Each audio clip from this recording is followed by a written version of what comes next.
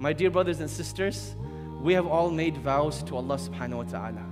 Allah subhanahu wa ta'ala tells us in Surah Al-A'raf, verse 172, and remember when Allah subhanahu wa ta'ala extracted from the children of Adam and made them testify, Alastu bi rabbikum, am I not your Lord?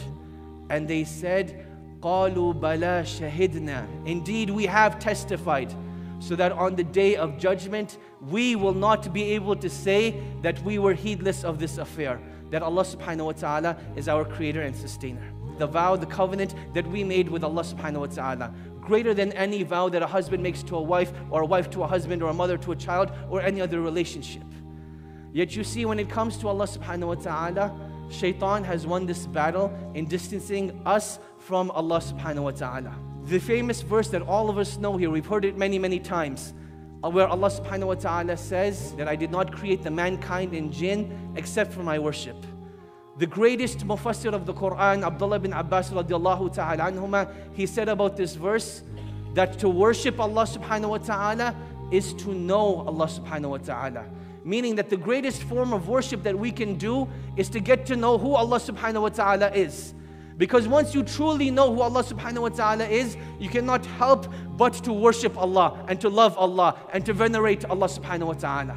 We're constantly told that this journey of life is about self-discovery, discovering who we are, discovering ourselves. But Allah subhanahu wa ta'ala tells us in this verse that in order to truly discover who you are, in order to truly discover your potential, you need to discover who Allah subhanahu wa ta'ala is first. Because you will become a manifestation of the things that you ask Allah for, a manifestation of the things that you obey Allah with, a manifestation of those things that you plea Allah subhanahu wa ta'ala for. So in order to truly discover who you are, you need to discover who your creator is.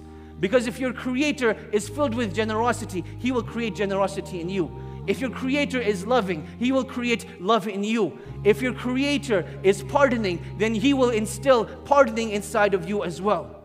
So to discover who you are and who you should be, you need to realize and learn who your creator is. لا خوف ولا حزن لمن هدى حبله متين لا يندثر